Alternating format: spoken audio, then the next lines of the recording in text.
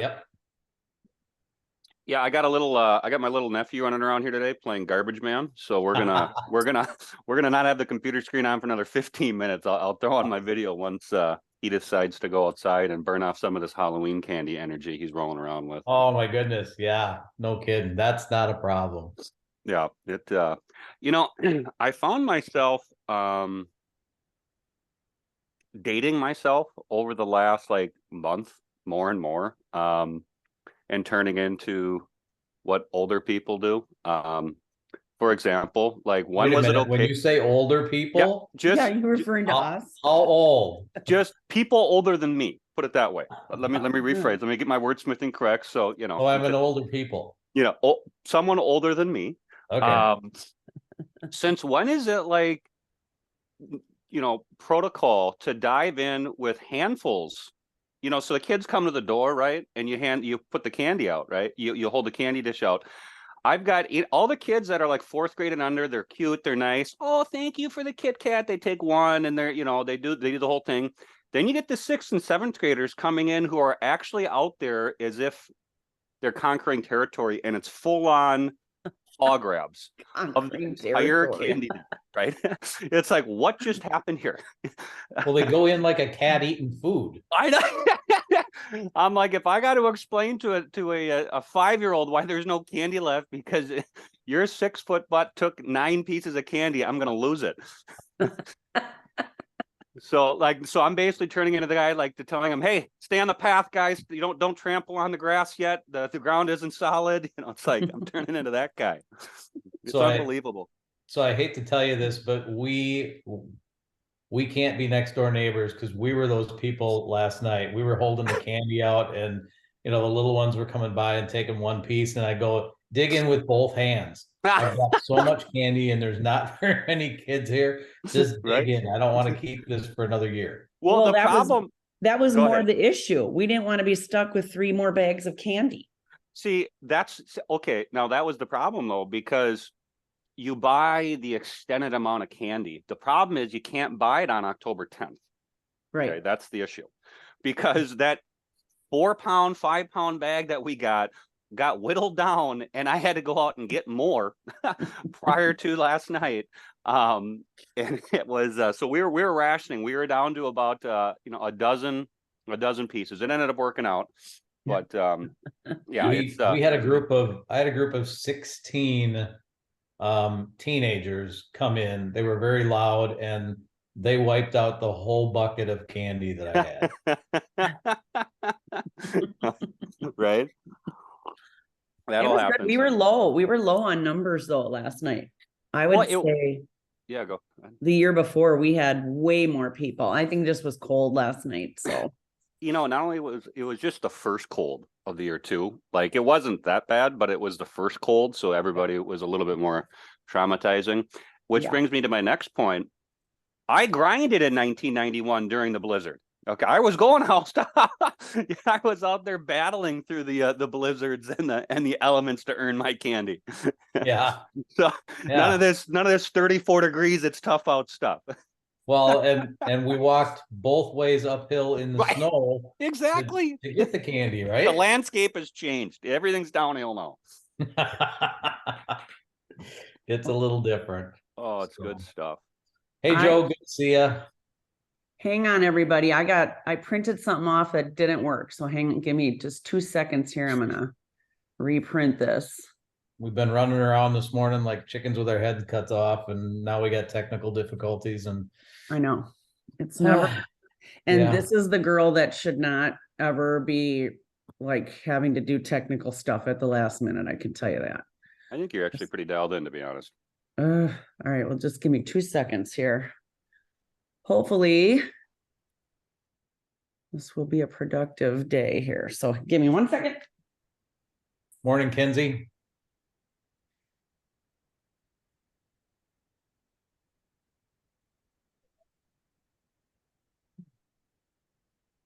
Hey, Mercedes.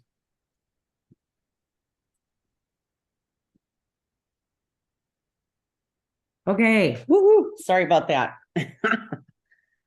It's funny. We work from home and typically Bruce and I, we've been in separate areas because I talk loud, or I'm talking all the time with clients, and Bruce is doing more back end stuff, but he's got a lot of Zoom meetings and everything. So we've been separate. And then just last week, I'm like, we have a dual office set up. I'm going to move back in there. And then of course you get to the first Zoom call. I'm like, I got to get out. I got to be in a separate room. So sorry for all the running around here. So anyway, let's get started. So we have spent the last 2 previous weeks here starting our business planning for 2024. And we, just as a quick recap, we started the first week just talking about our big why and why we do what we want to do, and kind of developing that, what's something that's going to push us and drive us, right? Then last week we really dug deep into figuring out our numbers, right? So what does our business really look like when you drill down, right? Based on the goal that you want for your volume, and your average sale price. What does that mean as far as, how many transactions you need to close? And then even further drilling it down to, based on that, how many actual contacts do you need to make a day, right? So hopefully you guys took the time to go through that little worksheet and figure it out, so you know what your what your daily activities are. And today we're really going to pull it all full circle here and use some tools to help you basically put this on paper, develop your map, your roadmap to be successful and to get to those goals. Okay, so talking about having those goals and creating that map, I think it's really important that we think about living a priority driven life, versus just having that to-do list, right? I'm a to-do list girl. Like, unfortunately, that's drilled into my brain. But really, when you just have to-do lists, or you've got 8,000 sticky notes and things all over your desk like I do, it ends up being more of a just a item dump, right? You're just making a list of things you need to do, but there's no real organization or priority to any of those. So if we really focus on living that priority driven life by using these tools we're going to talk about, what that does is it actually will provide you guys with focus. And once you have focus, you really are creating the ability to focus on the 80% of your time on the 20% of the things that really matter most, right? And so you won't be willy-nilly, and you won't at the end of the day saying, wow, I felt busy, but I didn't get anything done. You're going to have focus on those simple activities on the day-to-day or the week-to-week that really matter, and the things that matter to get you closer to your goal, if that makes sense. Okay.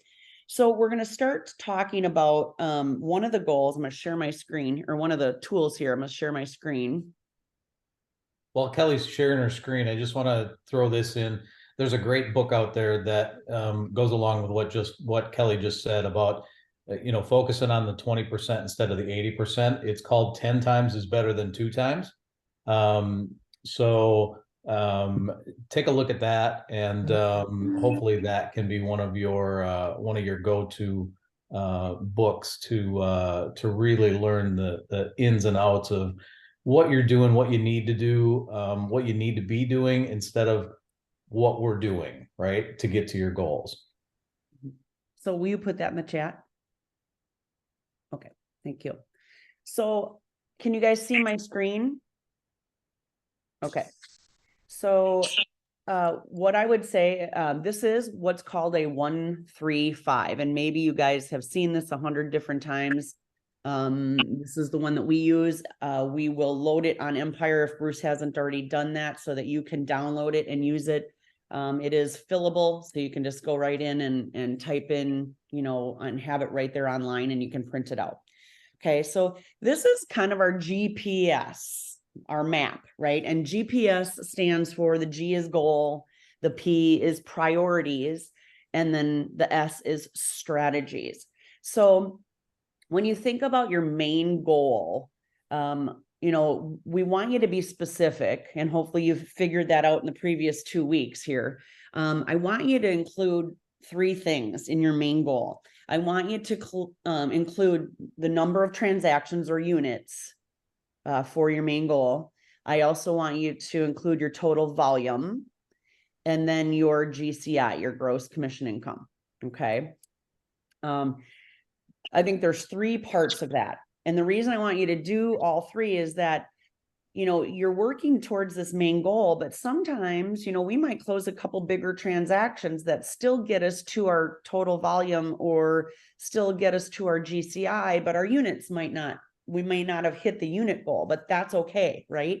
We're still hitting that main goal one way or another, but look at your units or your transactions, look at your total volume, and then your GCI for your main goal, okay? And then when you look at that, we want to identify three main priorities that will help us achieve that goal, right? So I'm going to put a caveat. I want priority number one to be your main goal, right? And so if we're talking real estate here, I would encourage you guys to have priority number one be focused maybe more on your listing transactions, right? Because listings are leverage, and without listings, we don't have the leverage to really find the buyers and things like that, right? So I think listing related might be priority one, right? But whatever those priorities are for you to achieve your business, here's where you want to list those, okay? And we can talk about specifics later, but you know, let's just say we focus that on listings or lead generation, right? For your business, the things that you want to do for lead generation to get those listings. Now I will tell you, you can have more than three priorities. I would say if you have, you know, some people will do like a 1, 4, 5. You certainly can do that. I would say if you have to break your priorities down into more than 4, then I think your main goal is too broad. Okay. So, you know, think about that. Maybe 3 priorities, maybe 4, but if it's more than that, then your goal is just way too broad, right? And then what we're going to do is each one of those priorities, you're going to break down into 5 strategies to help you really dig deep onto, you know, what needs to be done to accomplish that priority. Okay.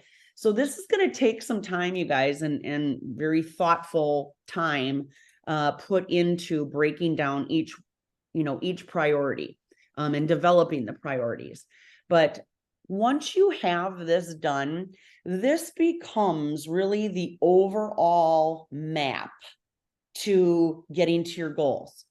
So you're going to have your goal, you'll have your priority, you'll have strategies, but then how do you accomplish the strategies, right? And that's where that 411, which we're going to get to next, comes into play, and that's how they work together. So this is kind of your overall map, and then your 411 is kind of the nitty-gritty of how you get there, okay? Any questions on this form? Okay. And so just as an example, Bruce, do you want to, I gave you co-host ability, so I'll stop share my screen. If you want to pull up ours, I know you filled out, we completed ours. So if you want to just show people just as a real quick example. Yeah.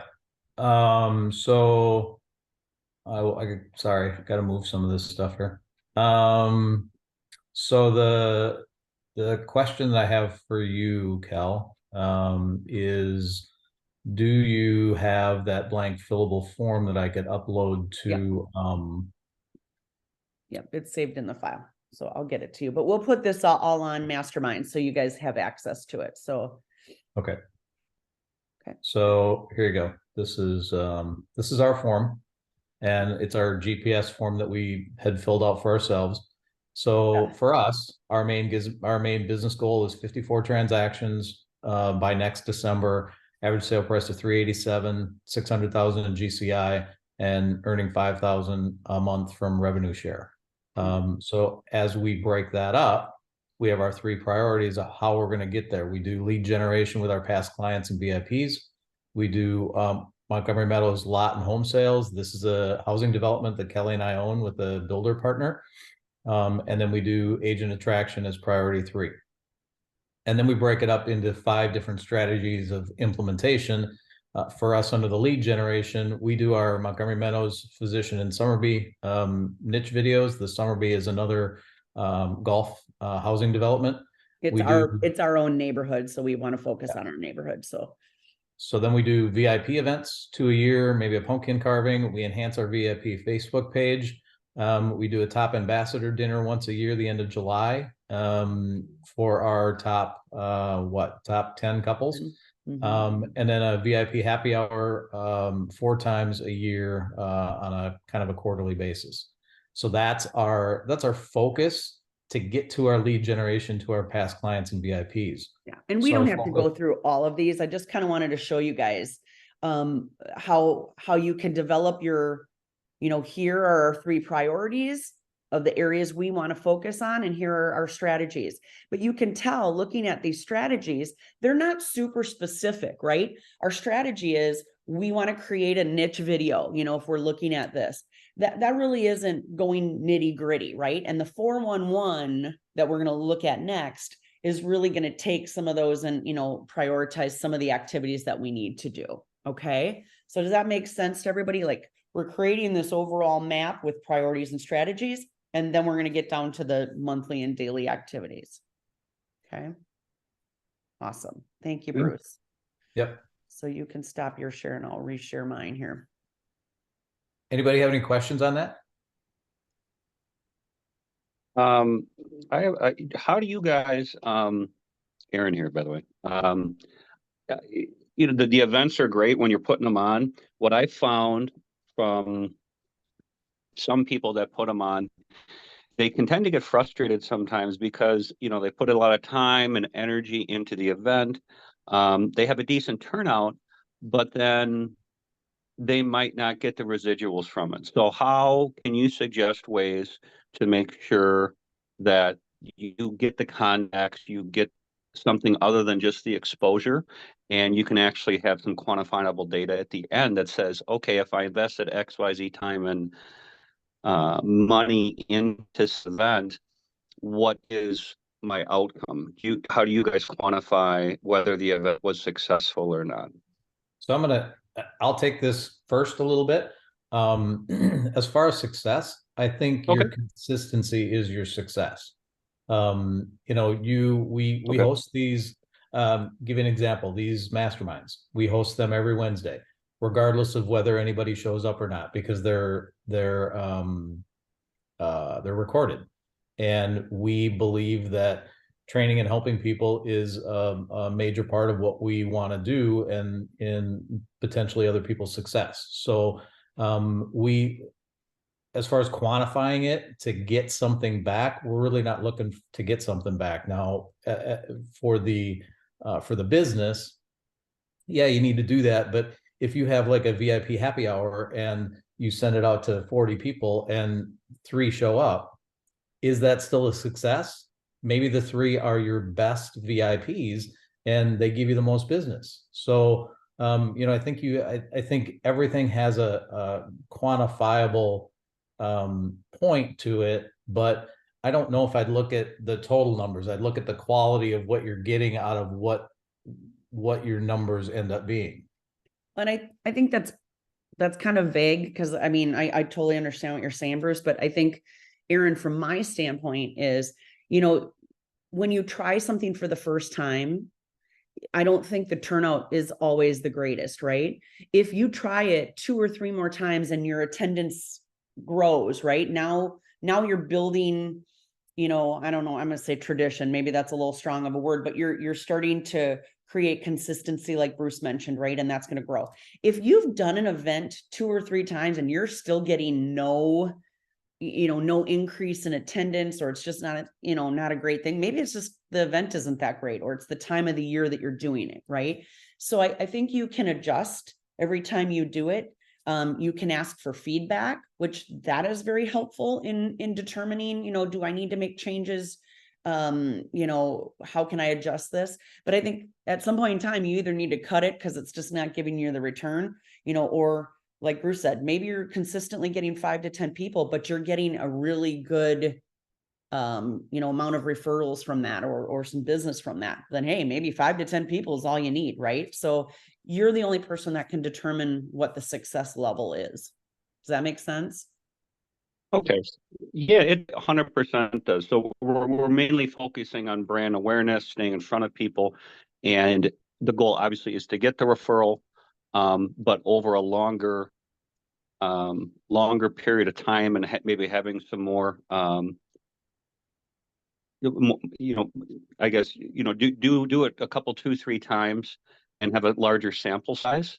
Right. Then you can decide, okay, well, yeah, I met people, I did conversations, but I didn't get a referral out of this. So what do I got to do differently to get the referral? Or maybe I got to do something, go in a completely different direction. Because it's not just about the referral. Obviously, it's about staying in front of people.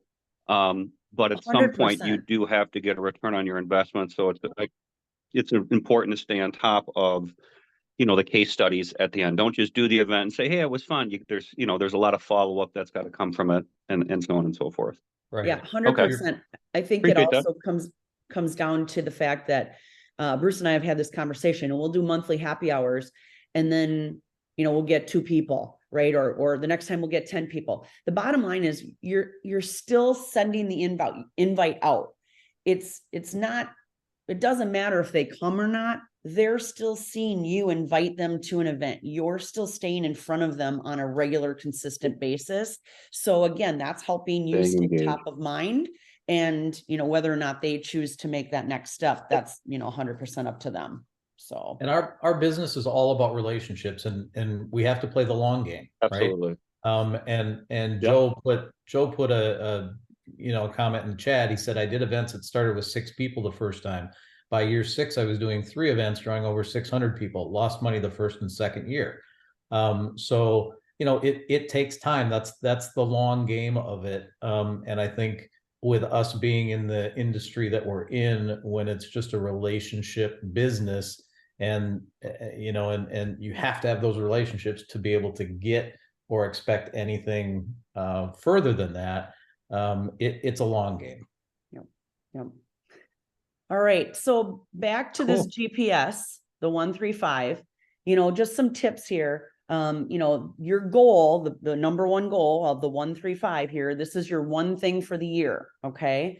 In a particular area of your life. And you guys can do a 135 for several areas of your life, right? You should have a 135 for your real estate business or your business.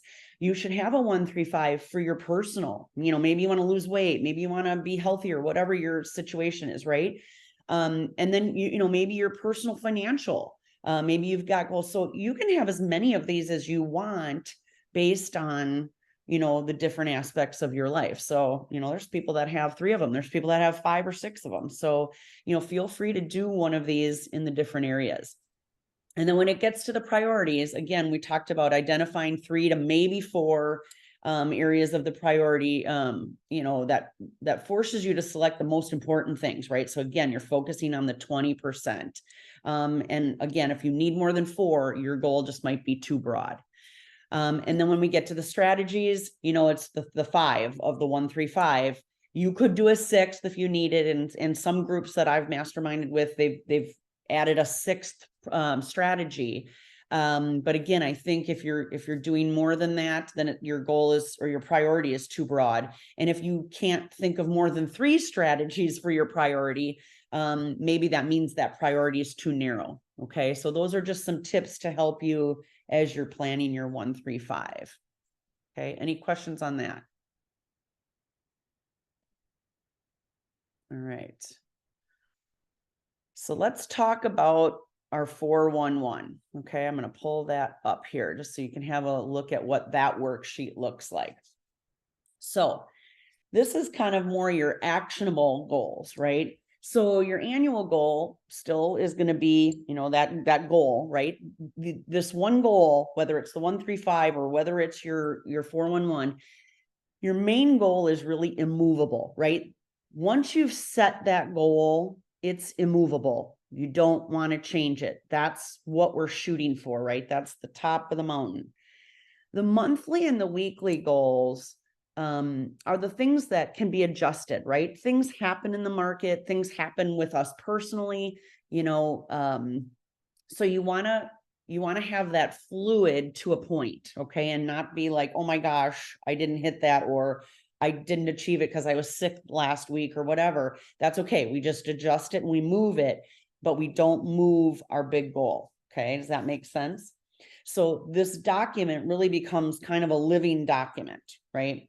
I want to talk about your goal to your main goal. I want to show up a little visual. I looked at a training here that I thought this is really kind of cool. So when you look at this visual, sometimes people set goals that maybe are just a little unrealistic. So I'll give you an example. Let's say I did 20 transactions this year, and I'm going to set my goal for next year to be 100 transactions. Does that seem reasonable in 1 year? Probably not. The odds of me going from 20 transactions to 100 transactions, I'm not saying impossible, but maybe not necessarily realistic, right? Without some major changes. So what I want you to think about is, I certainly want you to have that big, audacious goal, right? I want you to have that. But if my goal is I'm 20 transactions and I want to get to 100 transactions, that may not happen in the next year. That might be a 2-year plan or a 3-year plan. So that's okay if that's the thing that's at the top of the mountain here, right? But if that's something that can't necessarily or is unrealistic to attain in 1 year, I want you to kind of think of the mountain here and having maybe some base camps along the way, right? So maybe my big goal is I want to get to 100 transactions, but in 2024, I want to go from 20 to 35, right? That's a big jump. I'm going to add 15 more transactions in 1 year. Maybe that's my first base camp, okay? So when you think about that, have those big lofty goals. I love that, but also have maybe one that is, again, a smart goal, right? One that's simple, measurable, attainable, all of that, right? So we want to be able to make sure that it pushes us, but that it's reachable, and it's realistic. Okay. So I kind of like this visual, like when we think about that goal is, what's it going to take to get us to that first base camp? That should be our goal. And then our big goal is right up here at the top. Make sense? Okay. So when we look at this, think about, you've got your annual goal. What are the things that you need to do monthly? Keeping in mind our priorities, right? So if your priority was lead generation or creating, focusing on like a certain niche that you have, what are the monthly goals that will help you reach those priorities and those strategies that you identified, right? So this is where you're going to list it, and you're going to revisit this every month, the beginning, right? You're going to say, okay, what are my monthly goals this month to help me reach my big goal? And you're going to write that down. So if it's the month of January, what are your goals in January to help you hit those priorities and strategies, which will then hit that big goal, right? That's what you want to write down here. Then when you look at your month, you break it down into the weeks, right? And so this is where we're taking the big down to the simple and really focusing on the activities that matter. So the one thing I'm going to tell you is, I don't want you to fill in all 4 weeks. You've kind of already done that when you've looked at your monthly goal. You've kind of thought about your month as a whole. What I want you to do is now create week 1. What does week 1 look like? And the reason I don't want you to fill in all 4 weeks is that anything can happen that's going to disrupt our week. Again, maybe you get sick, maybe you're taking a vacation, whatever, right? And so we're going to look at it on a weekly basis and say, okay, what do I need to do this week to help me achieve those monthly goals? Again, focusing on my priorities and strategies to get to the big goal, okay? And then next week, you're going to look at this again. You're going to take it out. Now you're going to fill in your weekly goals for week 2. So don't fill in the entire month week by week. I want you to just do it week by week. Okay, does that make sense? Any questions on that? Okay, cool. I don't know that Bruce, you and I have completed ours yet. Otherwise, I would say we would show this, but you know, if just as an example, you know, your goal, your monthly goal is you need to close 2 transactions, right? One listing, one buy side. Your weekly goal that week, when you know, Sunday night, when you're setting your goals for the week, might be, hey, I've got to make 10 contacts a day, right? So you're going to write that, you're going to come in here and you're going to type it in, you know, make 10 contacts per day, da, da, da. And then maybe it's, you know, you are going to attend one networking event, right? Or you're going to do 3 posts this week related to whatever your goal, strategy, priority is, right? So pretty simple process. But if you take the time to go through this and really develop the small little steps, again, it creates that focus. So you're focusing on 80% of your time on the 20% of the activities that really matter, that will help you drill down and get to your goal. Okay. Any questions on that? Okay, perfect. So the other thing I want to just talk about is accountability. Okay. And so when you think about our business in general, our business really is this kind of a business, right? So if you guys can see my hand, it's really very ups and downsies, right? In real estate. So the last piece of it is, how do we, now that we know the things that we need to do, how do we make sure we're doing it? And so accountability is a huge portion of this process. And what I say is accountability and coaching helps bring your business from this to this. Okay. It makes it more of a slow wave versus the tidal wave, right? Because if somebody is holding us accountable and checking in on us, or saying, did you do your weekly goals? Did you hit your monthly goals? Did you, you know, where are you at on your strategies and your priorities? If you're doing that, then you're going to be focused on the activities versus the outcome. And if you're doing the right activities and someone's making sure you're doing the right activities, the outcome will happen, right? You're going to get the outcomes that you want. Activity focus will always create the outcomes that you want. And so that's going to keep your business pretty steady versus the big ups and downs, right? So accountability and coaching. If you guys do not have an accountability partner or a way to be accountable to your daily or weekly activities, find some way to do that. Find someone, right? Get in a group like this, get in a mastermind that will hold you accountable, or a small local group where you guys can just jump on a call, whether it's, you know, every morning, whether it's once a week, to say, okay, where are we at? Everybody check in, right? Who needs help? You know, how can we help you reach your goals? And you know, what went well, what didn't go well, right? Those are quick, easy. It doesn't have to be an hour-long call. It can be a 15 to 20-minute quick little group accountability call to keep you on track. Okay. Coaching, very easy way to do that. If you get a group together and it's an accountability group, obviously that probably doesn't cost you any money. Coaching more often than not is going to cost money, but I'll tell you, that's one way, a very quick and easy way to stay accountable, right? When you're spending money and you're writing a check to a coach every week or every month, that's going to make you feel a little bit more, you know, dialed in and focused on doing the things that you need to do, because otherwise you feel like you're writing a check and you're just throwing it out the window, right? So coaching and accountability. And if you guys need help with getting the right coach, Angela Howard's in our group. Usually, I know she's doing a business training or business planning session with another group this morning. She is fantastic. There are fantastic coaches out there. I would say connect with one of them. That will be, I guarantee you, the best thing you do for your business. And there are coaches in all types of business. Aaron, I know that you're in mortgage lending. You know, there are coaches for business, not just in real estate. So look at your options there. Okay. Any questions on this? Okay. And I'm just going to show you one more little thing here that, so again, goal setting, we're going to develop a plan using our GPS, which is our 135.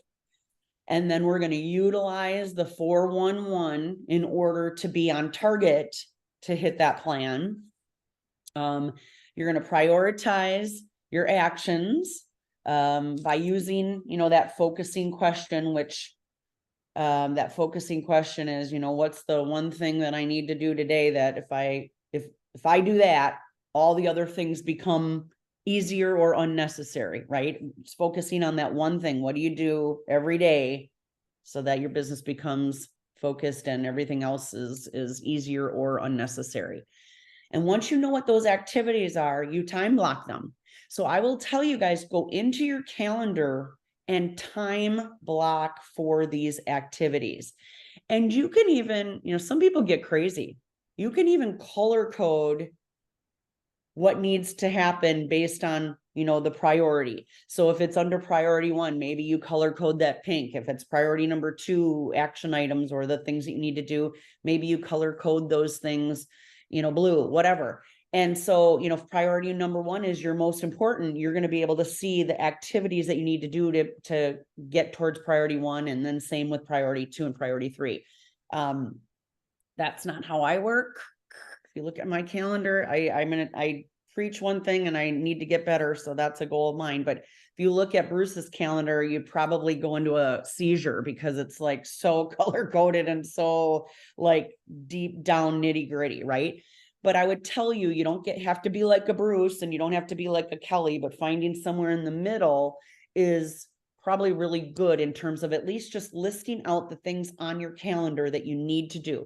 Once you check them off, great. Now you got your day to do the other things that are important to you, but get those key activities done. Because again, focusing on the activities will provide the outcome that you're desiring. Okay. And then again, we talked about the accountability part. So to ensure that you stay on track, you need to have some form of accountability. Okay. So those are your key things. Any questions on that? I would just add with the time block, when you do that, don't overload yourself. Start with a couple of things, and do them in the morning because you need to eat that frog in the morning, right? You need to do the hardest things that you can because that's when you have the most focus. So don't overwhelm yourself. Just make sure that you start out with a couple of things and that you get those done. And as you go through your day or your week, you'll kind of get a sense of how long those things take you. And then you can add more, right? It doesn't all have to be done today, right now. You have to build into it. It's like the mountain that Kelly showed you. You don't get to the top by going straight up. You zigzag and do your 1, 2, 3 little base camps. Mm-hmm. Awesome.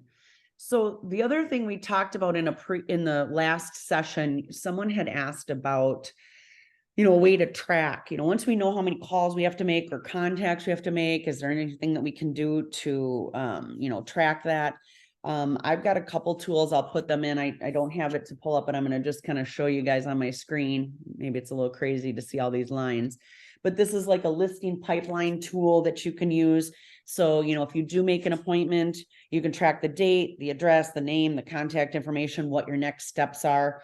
And then on the side, there's like a little, I don't know if you can see it. There's a section here where you can put down, total number of 10 appointments. So if your goal is 10, right, you can write down, well, how many did I make today? I did 7, right? Which means don't stop. Or if you have to stop due to time constraints, tomorrow you need to do 13, right? To just get you back on track of getting your 10 contacts a day or whatever your number is a day. Okay.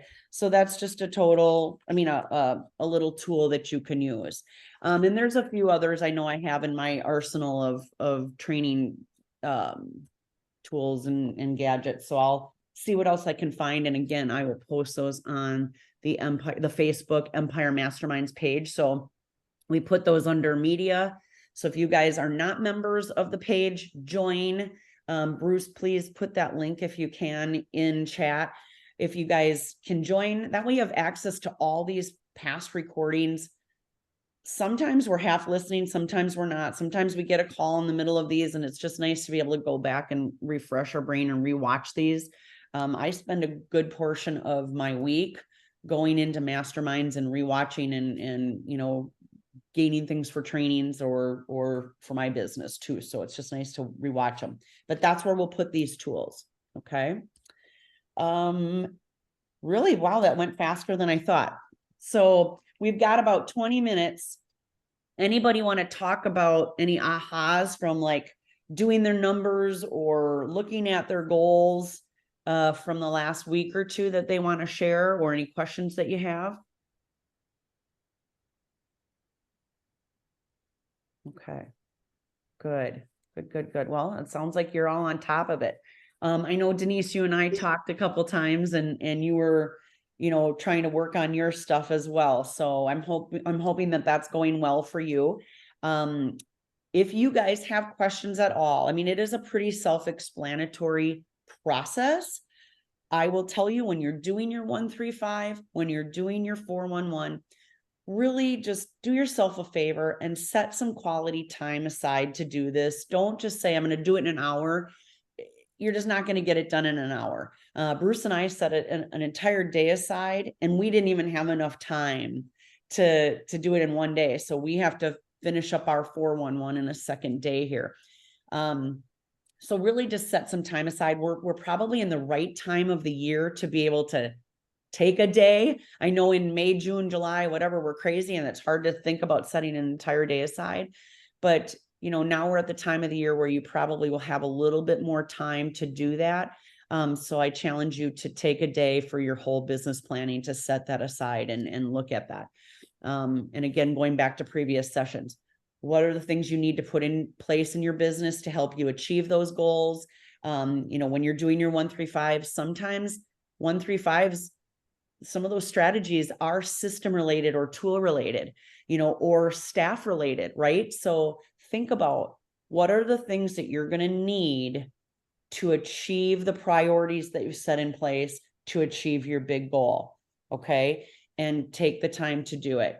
And then the other thing I want you to think about again is that accountability factor. You know, what are you going to do to build an accountability this year? It's a step.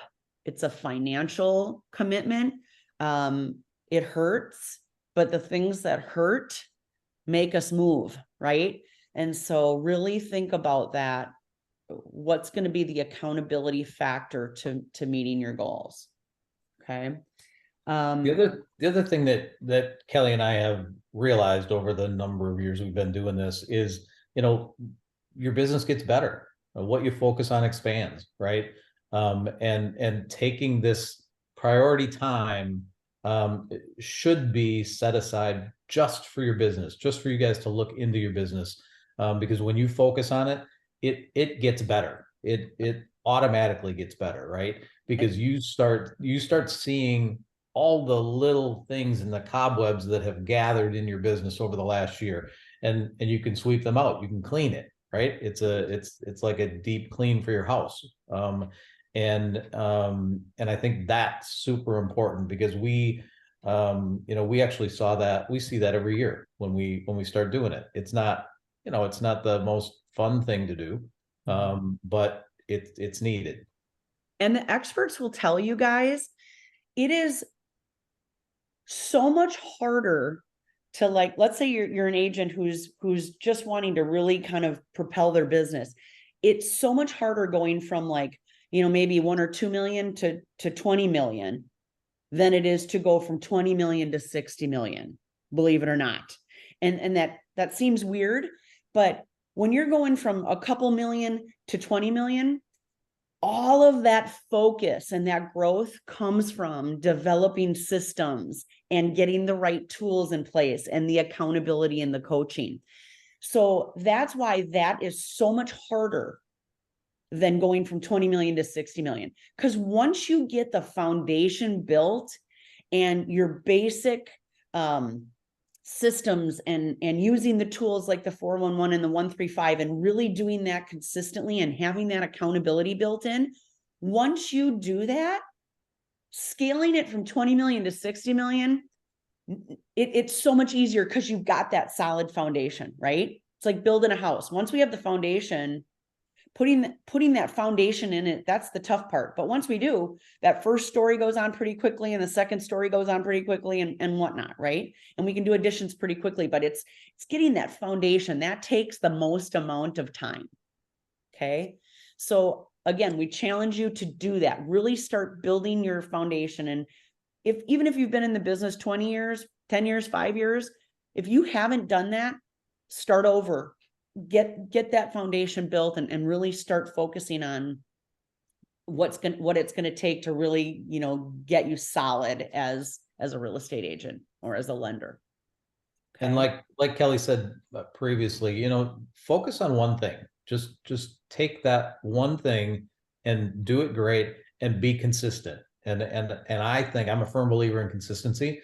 If you are consistent, you beat out 80% at least of the other agents of your competition, right? So because they're not consistent, they'll throw a post out there, they'll do whatever, they'll have a party, and then that's it, right? You need to be consistent. You need to play the long game. It's a relationship business, and you need to make sure that you are in the game correctly. And it doesn't take a lot. It just takes the one thing or the two things, or as you get better, the everything's systematized, and you're able to use those systems to become consistent and automated, and then add something else, right? But don't add something else until you're consistent and automated with what you have already. And that it works. Yep. Awesome. Any questions before we part? We're going to get done early today. One last thing I just want to throw out. I will, if you guys are in need of any ideas for any systems or models or apps or anything that you think about that you want to use in your business, or you need help with that, maybe anything you need help with, an app or a program or something, we will do that. We would love to share that with you. So, and if we don't have it, we can both find it together. Because that's the only way that we get better as well, right? So, feel free to reach out. Starting to ask a question. I have a question. I have what was really helpful for me last week is to look at the numbers last week, because it really boiled it down to a daily activity. And when I saw that, it was like, okay, it's actually manageable, but I also know what I need to do. And also getting back to it challenged me on what are my basics that I'm not doing. So now it's very clear what I need to do. I had a question on my numbers. I don't know if they're actually correct. So I don't know. Do that offline, Denise, too. Okay. Yeah, we can go down and break through that and just see. It'll take 5 minutes to look at it just to make sure. But I just wanted to make sure. But that was extremely helpful. Well, and I wanted to piggyback on that, because that is such a great point. When you think about how this has now provided you focus, right, on the things that you need to do. Before you were like, yeah, I want to make X amount of money and do so many transactions, but you probably wandered through your day doing the things you thought you should do, but there was no real focus, right? And I was watching a training, and this was someone said, if you had your kids follow you for a day, right? At the end of the day, would they be proud of you, or do they think you work for Facebook? And I started laughing, because think about that, how we just go down this rabbit hole, we do this rabbit hole, and we're like, at the end of the day, did we really accomplish what we needed to do? Whereas this is going to drill you down to that, you spending 80% of your time during the day doing the 20% of the stuff that's going to get you where you need to get, right? Versus you're all over the board. So that's a great. That was very eye-opening. So it's like, I know exactly what I need to be doing every single day, no matter what. Yep. And then the rest is, however it fits in. Yeah, exactly. Good. Yay. Anybody else have any ahas? Denise, I put Kelly's number in the chat if you want to connect with us right after this. Okay. Perfect. Thank you. Any other questions? Okay. Well, if not, I'm going to give a plug to Denise. She is going to be on our mastermind next week. Denise has Mhm. created some great additional business for herself. And I'm not going to like steal too much thunder. We'll wait till next week, but helping her clients basically dispute their property tax valuation and estimations for the next year. And Mhm. that's something that we don't think about, right? Which we should be thinking about as real estate agents. That's a key thing. And in her area, it's much more of an issue. But again, I don't want to go into too much and steal any of her thunder, but join us next week. I'm going to, in the meantime, look into kind of our dispute process here in our area, but we'll be talking about property tax disputes next week, Wednesday at 9 a.m. Mhm. So if there are no other questions, That's leave a you for really the day. super. That's a really super cool tease, because in today's world where everyone's fighting for the same apple, you got to provide value and go above and beyond, other than just selling somebody on a drip campaign. So that's that's outstanding work. Yeah, it's awesome. I can't wait to hear more about her process and her business. So awesome. Well, you guys have a fantastic day. Again, if you have any questions, reach out to us. You'll find all the stuff that we talked about in the media files on our Facebook page, and get out there and do some great business today. Talk to you later. Thank you. Yeah, Thanks, thank you. everybody. Bye.